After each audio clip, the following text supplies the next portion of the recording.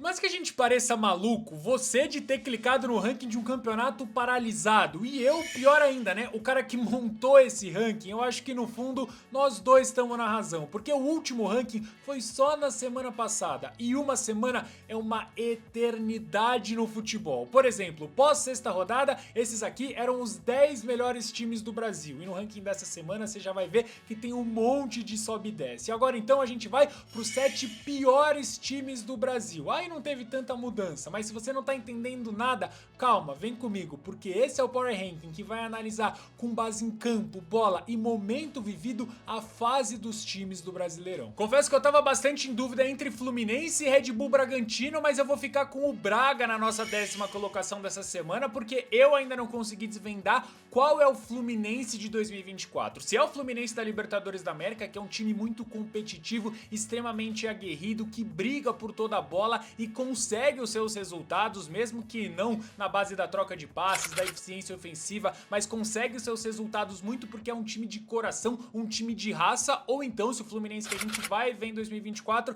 é o Fluminense do Campeonato Brasileiro, que jogou contra o São Paulo, por exemplo. É um time muito desatento e não à toa tem 3 derrotas, uma vitória e um empate em 5 rodadas. Agora, falando especificamente do Bragantino, é bem verdade, perde pro Bahia, mas hoje não é demérito nenhum perder pro Bahia, principalmente jogando contra o Bahia na Fonte Nova. E esse time aí do Red Bull Bragantino, a gente vai lembrar que na semana passada era uma equipe que não perdia há 8 jogos. Agora, tem um ponto de atenção muito importante aí, tem que ajustar o sistema defensivo, a começar pelo Cleiton, mas também passa por todo o sistema defensivo, lógico, né? A última memória é a falha do Cleiton no primeiro gol do Luquenho, mas se a gente for olhar os últimos 7 jogos do Bragantino, esse time aí sofreu pelo menos um golzinho. É um ajuste que precisa ser feito pelo Pedro Caixinha, seja na paralisação ou até mesmo pela diretoria na janela de transferências, e aí sim, com esse ajuste feito, a gente pode pensar que o Bragantino chega e chega bem no Brasileirão. E quem diria, hein, que o Cruzeiro chegaria à última rodada da fase de grupos da Sul-Americana dependendo só de si, da sua competência para avançar direto às oitavas de final. E lógico, né, isso aí passa sim pelo bom trabalho do Fernando Seabra, que já vem de 4 vitórias consecutivas, mas nessas 4 vitórias consecutivas a gente tem que destacar o Matheus Pereira. Que jogador espetacular, é o craque do time. Ele pega a bola, coloca debaixo do braço e vem resolvendo todos os jogos. Ele resolveu os últimos 2, 1-0,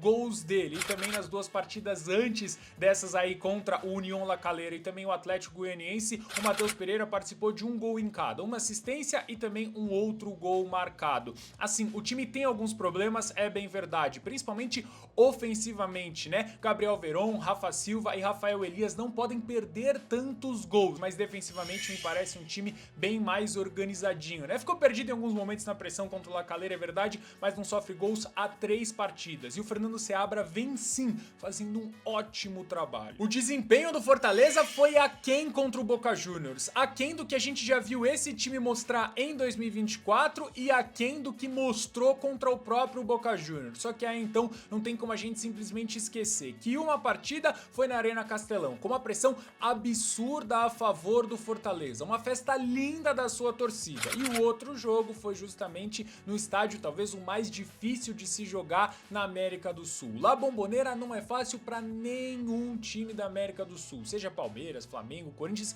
o time que for, independe também da fase do Boca Juniors, né? Se o Boca Juniors tá muito bem, com um timaço, é muito difícil, e se o Boca Juniors tá muito mal, com um time fraquíssimo, é a mesma coisa, porque é um time que consegue se impor jogando em casa, e foi justamente o que fez contra o Fortaleza. Agora, o Fortaleza mostrou muita personalidade. O Kevin Andrade, de 19 anos, quando a bola do jogo caiu no pé dele, ele foi lá e meteu pra dentro. E defensivamente também, o Fortaleza tem um probleminha, né? Toma muitos gols de bola aérea, mas defensivamente o Fortaleza se mostrou muito coeso. Não à toa conseguiu segurar 1-0 até o final do jogo e acaba arrancando o empate. Justamente o que o Fortaleza foi lá buscar. O Fortaleza não queria produzir ofensivamente, curralar o Boca Juniors, nada disso. O Fortaleza foi lá pra não perder, pra agora sim depender só de si, da sua competência pra avançar direto às oitavas de final da Sul-Americana. O Fortaleza já tá incomodando na Sula, vai incomodar no Campeonato Brasileiro. Vamos falar real aqui, né? O Fortaleza chegou pra ficar. Se uma semana no futebol é uma eternidade, uma semana no Flamengo daria pelo menos pra gente escrever um filme. isso fica claro quando a gente pega a situação do Tite pós-derrota pro Palestino, muita gente falando que já era, que ele ia cair se não ganhasse do Corinthians, e hoje, depois de 2 vitórias consecutivas, um 2-0 contra o Corinthians e uma goleada 4-0 contra o Bolívar, o Tite pode respirar muito mais aliviado. E não só por conta dos resultados que a gente falou aqui, mas justamente porque esse time em desempenho tem mostrado muito mais, ou pelo menos mostrou muito mais nesses 2 jogos especificamente. E por que disso? Porque, pelo menos na minha opinião, o Flamengo contra Corinthians e Bolívar foi um time muito mais associativo, de muito mais tabela, aproximação, troca de passes e muito menos aquele time que priorizava muitos pontos. E não me leve a mal, Cebolinha é muito bom jogador, o Bruno Henrique idem, só que eles precisam fazer parte de um esquema que agora sim eu acho que o Tite encontrou, com o Gerson um pouco mais aberto pelo lado direito, foi o cara do jogo contra o Bolívar, participou de mais ofensiva e defensivamente. Ofensivamente ele fez um gol, participou com 3 passes decisivos, aliás o gol que ele faz aparecendo nas costas da defesa é uma coisa de maluco, né, como elemento de surpresa, do jeito que a gente se acostumou a ver o Coringa Gerson, e defensivamente ganhou 10 de 12 duelos, foram 6 interceptações, foi perfeito. Aí você junta a qualidade do Gerson com a qualidade do Arrascaeta, que jogou muito bem também, do Nico de la Cruz, o ritmista desse time do Flamengo, com Cebolinha, Pedro, Ayrton Lucas, que participou também, fez um gol contra o Bolívar. Pô, você junta a qualidade de todos esses caras com um time bem coeso, que o Tite sabe montar, aí sim o Flamengo pode ser um time muito, mas muito forte. Já são 7 jogos de invencibilidade do São Paulo de Luiz Ubeldia, ou seja, desde que ele chegou o time simplesmente não sabe mais o que é perder. Sequência invicta excelente, só que a gente tem que levantar um sinalzinho de alerta bem pequeno, tá? Pra atuação, pro desempenho contra o Barcelona de Guayaquil, que foi abaixo do que a gente tem visto. Não é desespero nenhum, como eu falei, mas na minha opinião faltou criatividade pro São Paulo. Basicamente o jogo se resumiu em bola no Ferreirinha pra ele tentar uma jogada de linha de fundo, 1 contra 1, uma tabela e cruzar, chuveirar a bola dentro da área. Não é isso que a gente viu o São Paulo mostrando nas últimas partidas, mas tem motivo. O primeiro deles, a gente tem que dar moral pro Barcelona de Guayaquil, que se fechou muito bem. Defensivamente o time foi excelente. E também, óbvio, a gente não pode deixar de falar dos desfalques. O André Silva como referência tem uma diferença gigantesca em relação ao Caleri, né? Nível de jogador acho que não dá nem pra comparar. Rodrigo Nestor faz muita falta e o Bobadilla, mesmo que não seja de início, durante a partida o Bobadilla dá muita qualidade pro time do São Paulo. A gente tem que destacar também a falta de pontaria. Quando o Galopo tem oportunidade, ele cabeceia em cima do goleiro. E principalmente no apagar das luzes, o Juan simplesmente com o gol escancarado na frente dele, não pode chutar em cima do goleiro do Barcelona. Faltou pontaria, faltou criatividade, aí você junta essas duas coisas, né? O time já não cria muito. Quando cria, perde os gols, aí não tem como. Por mais que seja muito improvável que o Palmeiras deixe escapar a melhor campanha geral na fase de grupos da Libertadores, em desempenho, o time do Abel Ferreira não é nem o melhor do Brasileirão e quem dirá então da América do Sul. E acho que isso aí fica muito, mas muito claro nos 2 últimos jogos do time, com resultados distintos, né? Derrota contra o Atlético Paranaense e vitória contra o Independiente Del Valle, mas essas 2 partidas têm um ponto em comum, e esse ponto em comum pode ser o manual para enfrentar um Palmeiras que é pouquíssimo criativo em 2024. O Atlético Paranaense do Cuca foi à Arena Barueri marcar o Palmeiras individualmente. O Palmeiras teve muita dificuldade, só que eles fizeram isso durante o jogo inteirinho, justamente o que repetiu o Independiente Del Valle no segundo tempo da partida. Porque o Independiente Del Valle vai ao Allianz Parque para não perder, marcando o Palmeiras num 5-4-1, e aí sim, quando o Palmeiras faz o primeiro e o segundo gol, o Del Valle precisa buscar o resultado, pelo menos um empate. Aí sim, a marcação individual funciona muito bem, o que corrobora exatamente com o que eu falei aqui no segundo tempo contra o Del Valle, no Allianz Parque, com o apoio da sua torcida, o Palmeiras chutou esse tanto de bola no gol. Nenhuma finalização no gol no segundo tempo inteirinho. A derrota pro Danúbio não mancha e muito menos apaga o que esse time do Atlético Paranaense fez contra o Palmeiras. Justamente por conta da paralisação do Campeonato Brasileiro, o Cuca optou por repetir 10 dos 11 jogadores que foram a campo contra o Palmeiras na Arena Barueri. E se você assistiu ao jogo, ou pelo menos viu a análise que eu fiz e vou deixar aqui no card, você sabe que esse jogo contra o Palmeiras foi um jogo que exigiu muito física e mentalmente falando dos jogadores do Atlético Paranaense. E aí então fica claro porque faltou intensidade. Depois daquela pressão inicial que o Atlético Paranaense não conseguiu colocar a bola dentro da casinha contra contra o Danúbio faltou intensidade, os jogadores claramente estavam cansados. Quer dizer então que perdeu pro Danúbio e faltou intensidade, então tá tudo mil maravilhas? Lógico que não, né? Faltou não só no início da partida, mas no desenrolar do jogo também aproveitar as chances criadas. Mas esse não tem sido um problema, principalmente pro Atlético Paranaense no Campeonato Brasileiro, que tem um número de gols esperados de 7 e já são 9 gols marcados no Brasileirão. Então eu acho que não é desespero nenhum o fato de ter perdido pro Danúbio, e acho que a gente tem que dar muita moral pra vitória do Atlético Paranaense contra o Palmeiras. A situação do Botafogo na Libertadores era extremamente delicada. Eram 2 derrotas nas 2 primeiras rodadas, e por mais que não desse pra falar que o time tava virtualmente eliminado da Libertadores, uma vaga para as oitavas de final tava bem distante. Só que hoje a gente já tá falando de um Botafogo classificado com uma rodada de antecedência e que basta vencer o Júnior Barranquilla, o jogo é fora de casa, é bem verdade, mas basta uma vitória do Botafogo para ele avançar como primeiro do grupo, e merece essa classificação em primeiro, porque é um time que tá ganhando corpo, aprendeu a sair de situações adversas. E desculpa, jogar contra o Universitário do Peru fora de casa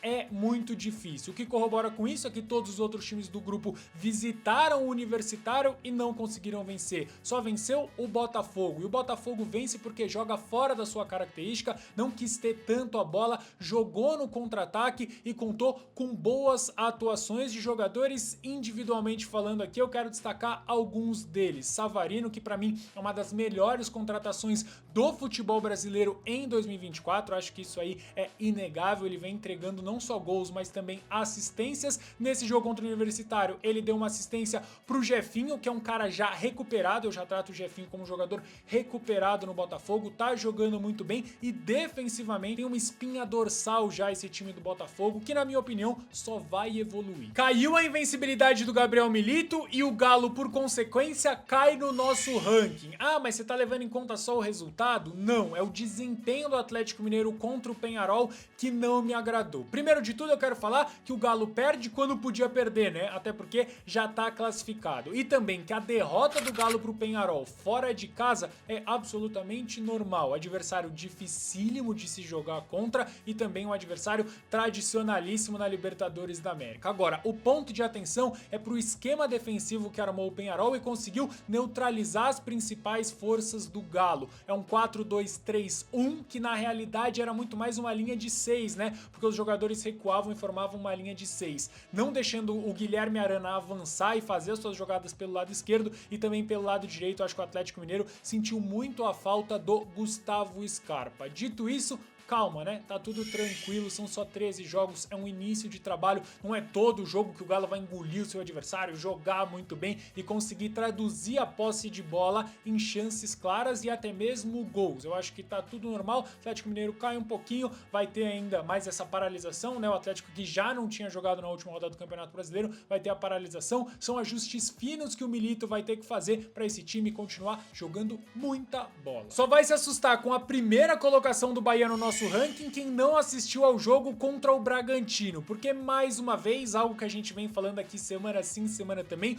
o time do Rogério Ceni tem muito repertório. O Braga foi pra Fonte Nova, corajoso, pra marcar a saída de bola, pressionar o time do Bahia. E o Bahia falou, tudo bem, eu vou ter menos a posse de bola, vou ser mais objetivo, mas eu vou te empurrar pra trás atacando a última linha da sua defesa. Fez justamente isso, conquistou a sua 4ª vitória consecutiva e eu quero destacar também como o Rogério Ceni armou defensivamente esse time. Num 4-5-1, o Cauli lá na frente não teve tantas obrigações defensivas, agora sim, Everaldo por um lado, o Tassiano no outro e aquela trinca no meio com Jean Lucas, Caio Alexandre e Everton Ribeiro, esses caras, essa linha de 5 foi fundamental para parar os ataques do Bragantino, que rodava a bola, procurava espaço, mas não encontrava. O Bahia é o vice-líder do Brasileirão e não é o vice-líder à toa. Vai incomodar demais. Aliás, já tá incomodando, né? Tá na tela então o nosso ranking consolidado dos 10 melhores times do Brasil pré-paralisação do campeonato. Já aproveito para avisar também que a gente vai ficar 2 semaninhas sem o nosso tradicional Power Ranking, mas a gente vai estar de volta, obviamente, quando o Brasileirão